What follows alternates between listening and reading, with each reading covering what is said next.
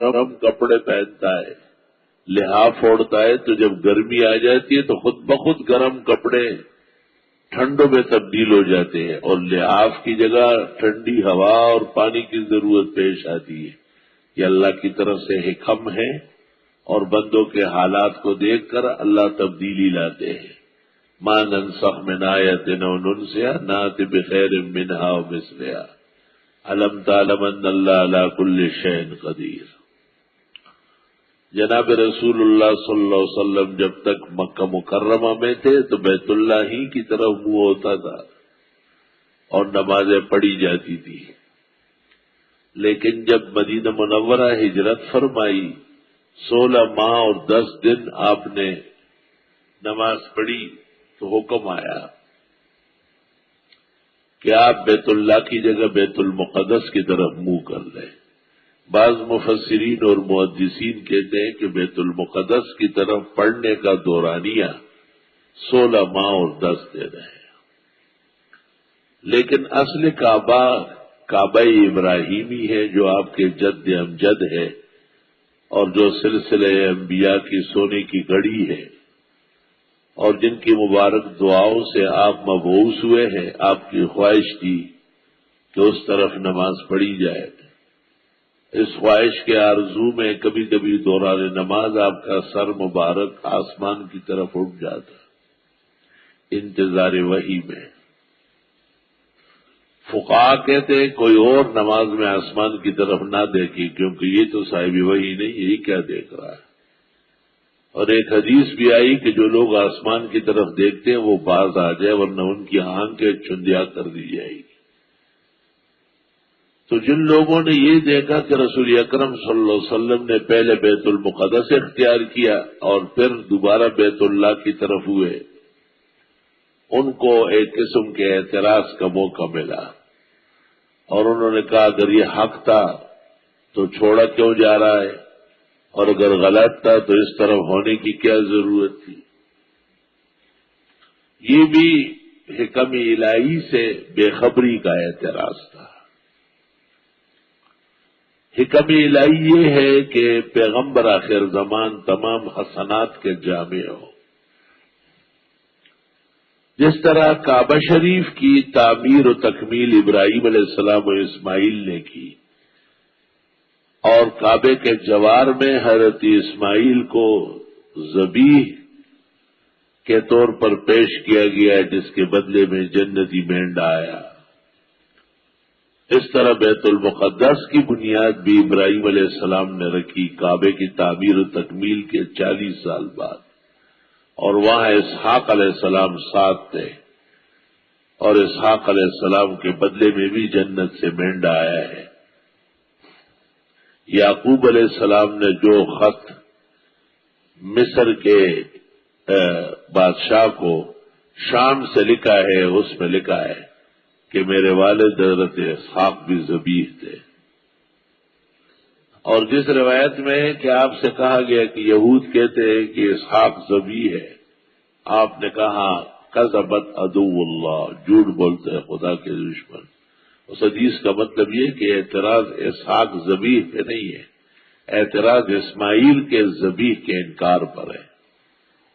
آپ نے اس پر گرفت فرمائی۔ باقی امام الاثر مولانا محمد انور شاہ صاحب نے شرح بخاری میں لکھا ہے کہ اسماعیل ذبیح ہے کعبہ میں، اور اسحاق ذبیح ہے القدس میں، اور کوئی بیت اللہ اور کعبہ اور قبلہ مسلمین بن نہیں سکتا جب تک اس کے جوار میں نبی کو ذبح کے لیے پیش نہ کیے جائے۔ انا ابن الذبیحین کا ایک مطلب یہ بھی ہے۔ تو چونکہ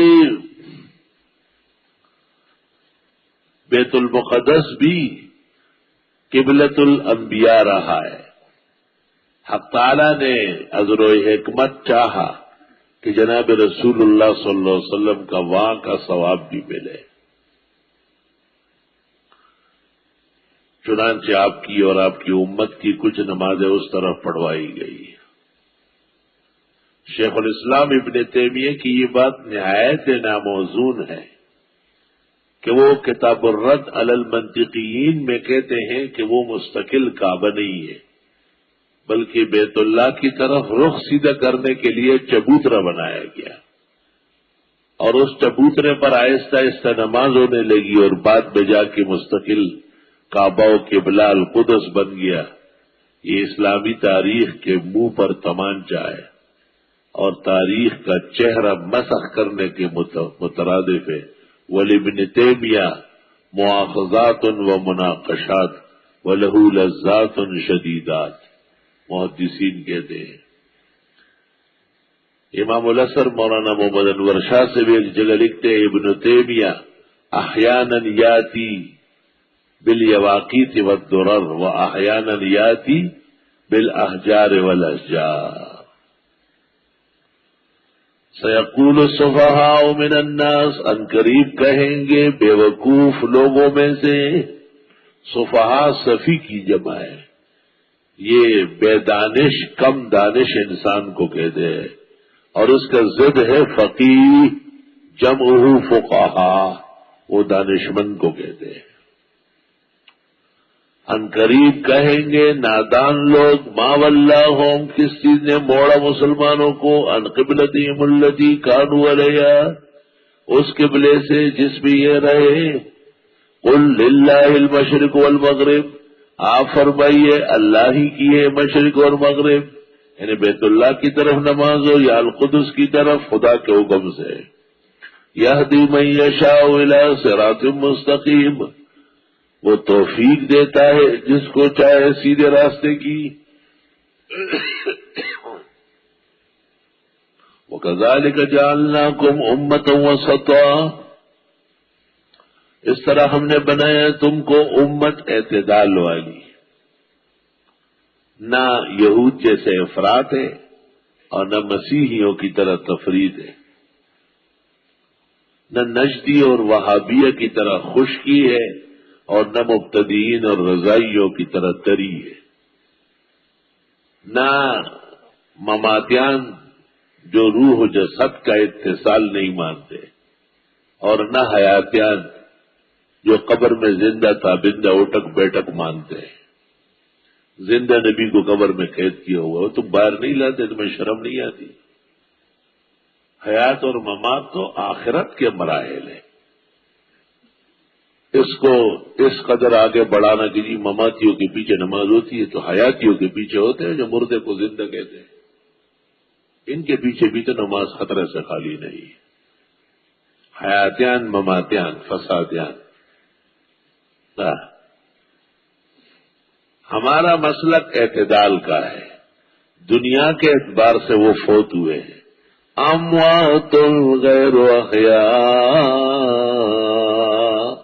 دنیا کے اعتبار سے مر چکے ہیں، اب وہ یہاں زندے نہیں، اور آخرت کے اعتبار سے قبر میں برزخ میں بل احیاء، زندہ تھا بندائے۔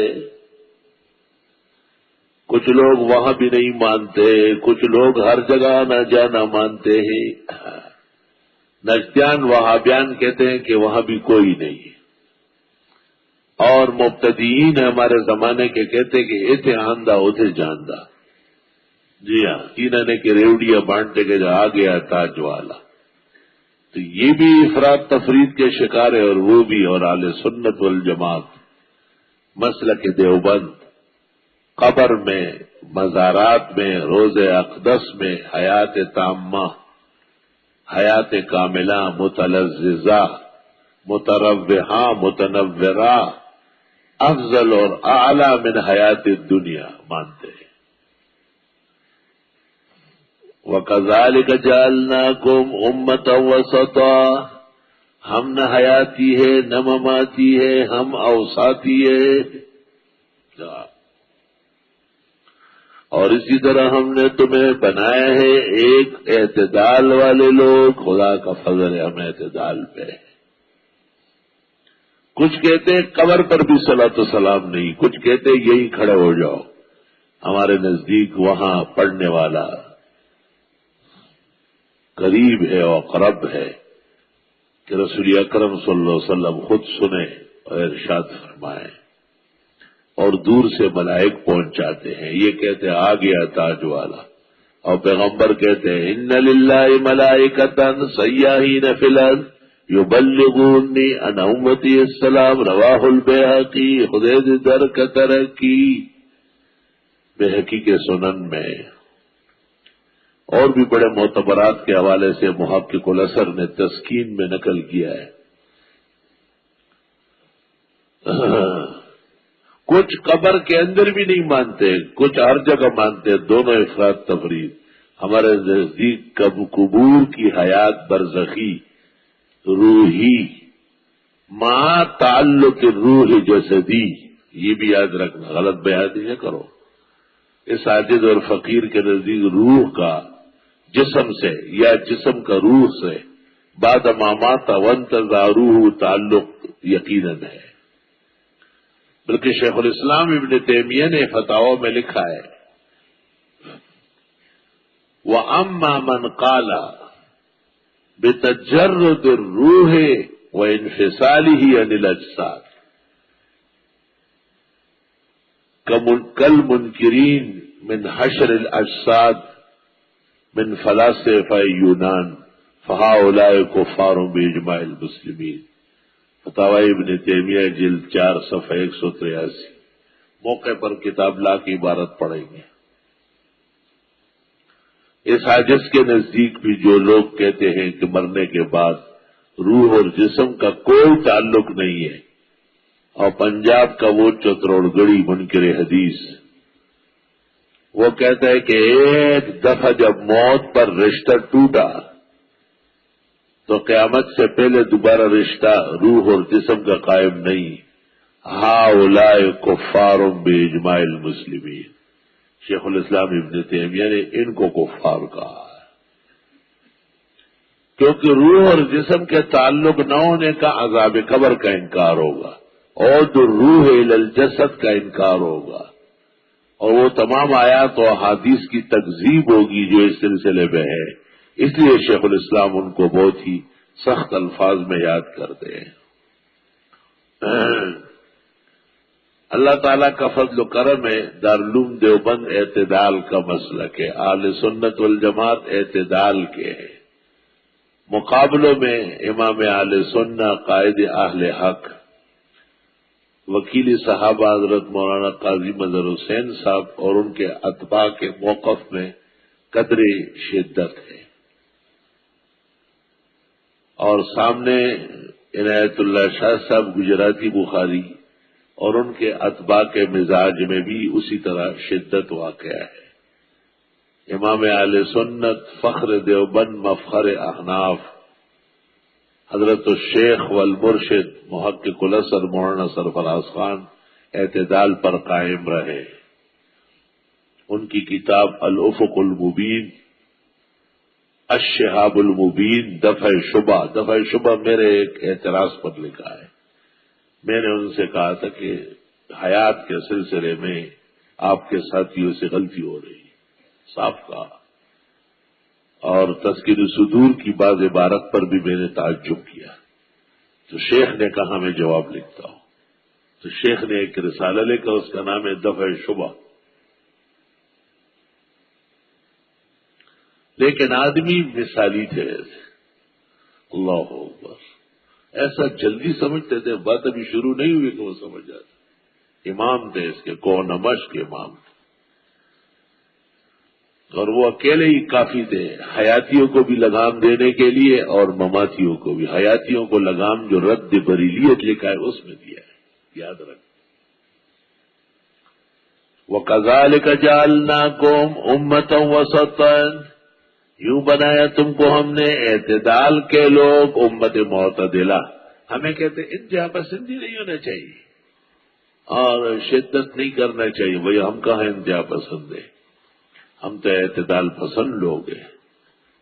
ایسے نرم بھی نہیں جیسے موم, اور ایسے سخت بھی نہیں جیسے چٹان. درمیان میں رہو, بہترین مسلمان. اور یوں ہم نے بنایا تم کو اعتدال کے لوگ. اعتدال اس لیے کہ جو قبلہ انبیاء بنی اسرائیل کا رہا ہے القدس, وہاں بھی نمازیں پڑھ لی. اور جو قبلہ دائمی اور سرمدی ہے ابراہیم علیہ السلام کا بنا کردہ ہمیشہ کے لیے وہ رہے گا۔ لِتَكُونُوا شُهَدَاءَ عَلَى النَّاسِ، تاکہ ہو جاؤ گواہان لوگوں پر۔ گواہ کے لیے اعتدال ضروری ہے، اس لیے فقہاء نے لکھا ہے جن کے درمیان شکر رنجی رہی ہو ان کی شہادت ایک دوسرے کے خلاف نہ لی جائے۔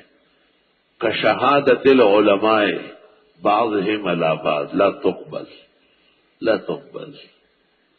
حسد دیر زیاد کہی اول سر بس قبل بسران خلی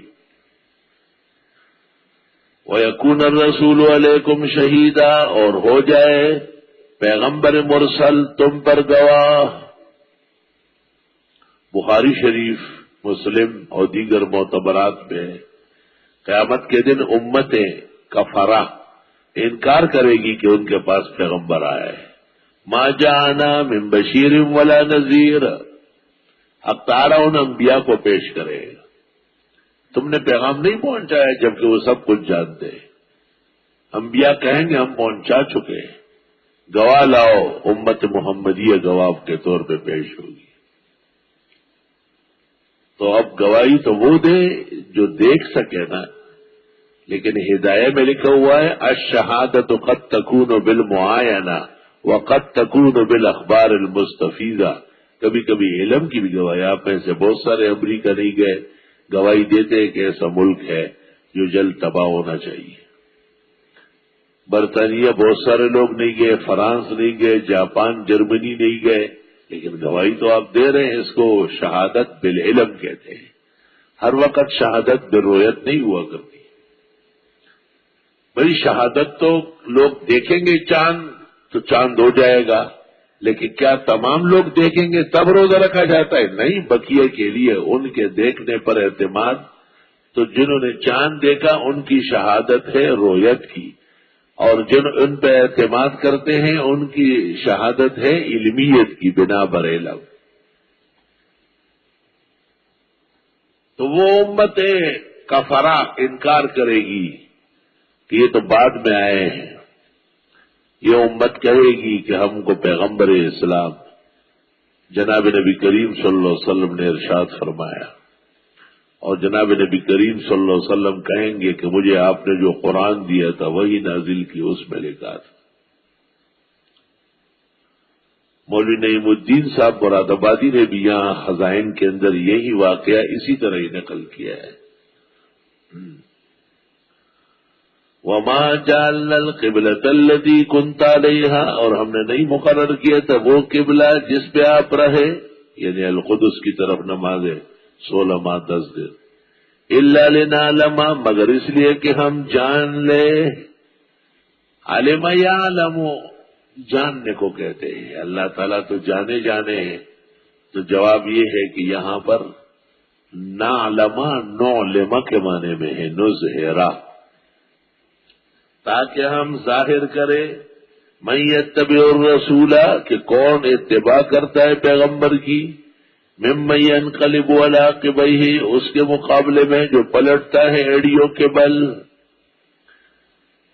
چنانچہ جناب رسول اللہ صلی اللہ علیہ وسلم ظہر کی نماز میں پہلے قاعدے پر بیٹھے ہوئے تھے مسجد قبلتین میں، اور وہی نازل ہوئی کہ آپ چہرہ موڑ دیں اور القدس چھوڑ کر بیت اللہ کی طرف ہو جائے۔ آپ وہاں سے اٹھے، ادھر آ کے بیٹھ گئے، اور آپ کے پیچھے صحابہ اٹھ کے آئے۔ وَإِن كَانَتْ لَكَبِيرَةً إِلَّا عَلَى الَّذِينَ هَدَى اللَّهُ، اگرچہ یہ بہت بڑی بات تھی مگر ان کے لیے آسان جن کو اللہ نے توفیق دی۔ اب ایک اشکال تھا کہ بھئی جن لوگوں نے ادھر نمازیں پڑھی اور مرے، یہ تو عارضی قبلہ تھا۔ جواب، انہوں نے بھی تو اتباع رسول کے ساتھ نماز پڑھی ہے، اور اتباع رسول میں جو نماز و عمل ہو وہ ضائع نہیں۔ وما كان اللہ لیضیع ایمانکم، نہیں اللہ کہ ضائع کرے تمہارا ایمان۔ ان اللہ بالناس لرؤوف الرحیم، بے شک اللہ لوگوں کے حق میں نرمی کرنے والے، رحم والے ہیں۔ اللہ کا بڑا احسان ہے کہ ذرا ذرا سے اعمال کی بھی حفاظت فرماتے ہیں۔ جناب رسول اللہ صلی اللہ علیہ وسلم کی وہ حالت کہ آپ چاہتے تھے کہ کسی طرح وہی آ جائے اور میں بیت المقدس کے بجائے بیت اللہ کی طرف نماز پڑھوں. قد نرا تقلب وجهك في السماء، بارہا دیکھا ہم نے اٹھانا آپ کے چہرے کا آسمان کی طرف. بارہا دیکھا ہم نے، تقلب مصدر ہے اور مضاف ہے وجہ کا کی طرف، وہ خود مضاف مضاف الیہ ہے، لیکن ہم مانا کرتے ہیں فعل کا. بارہا ہم نے دیکھا اٹھانا آپ کے چہرے کا آسمان کی طرف. فَلَنُوَلِّيَنَّكَ قِبْلَةً تَرْضَاهَا، پس ہم پھیر دیتے ہیں آپ کو اس قبلے کی طرف جسے آپ چاہتے ہیں. فَوَلِّ وَجْهَكَ شَطْرَ الْمَسْجِدِ الْحَرَامِ، پس موڑ دیجئے چہرہ مسجد حرام کی طرف. علماء نے استدلال کیا ہے کہ یہ ثابت عین ضروری نہیں ہے بلکہ سمت کعبہ ضروری ہے، جیسے ہم مغرب کی طرف نمازیں پڑھتے ہیں.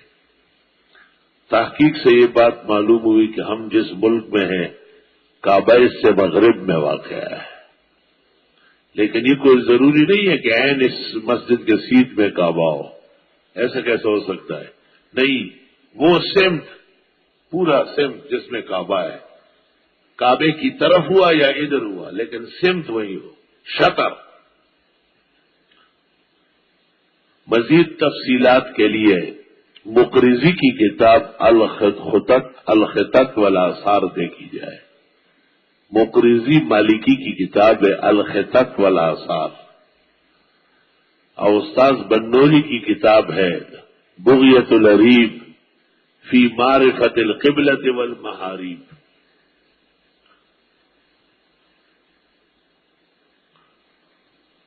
پس پھیر دیجیے اپنا چہرہ مسجد حرام کی طرف، یہ تو آپ کو حکم ہوا امت کو.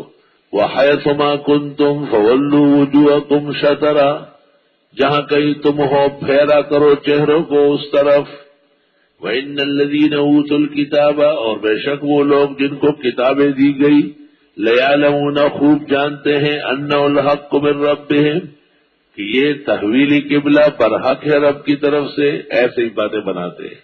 وَمَا اللَّهُ بِغَافِلٍ عَمَّا يَعْمَلُونَ، اور اللہ نہیں ہے بے خبر جو یہ کر رہے ہیں.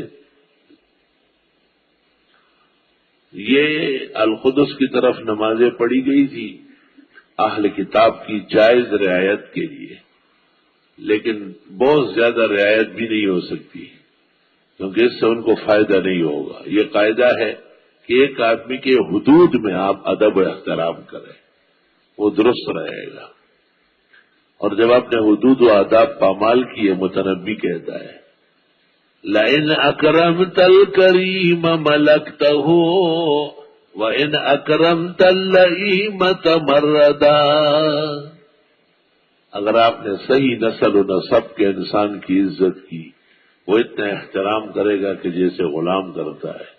اور اگر آپ نے بدذات اور بد نسل کو سر پہ بٹھایا تو وہ آپ ہی نے اس کو سرکش بنایا. وَلَئِنْ آتَيْتَ الَّذِينَ أُوتُوا الْكِتَابَ بِكُلِّ آيَةٍ، اور اگر آپ لے کے آنے لگے ان لوگوں کے پاس جن کو کتابیں دی گئی ہر طرح نشانی، مَا تَبِعُوا قِبْلَتَكَ، نہیں اتباع کریں گے آپ کے قبلے کی. وَمَا أَنْتَ بِتَابِعٍ قِبْلَتَهُمْ، اور آپ اتباع کرنے والے ان کے قبلے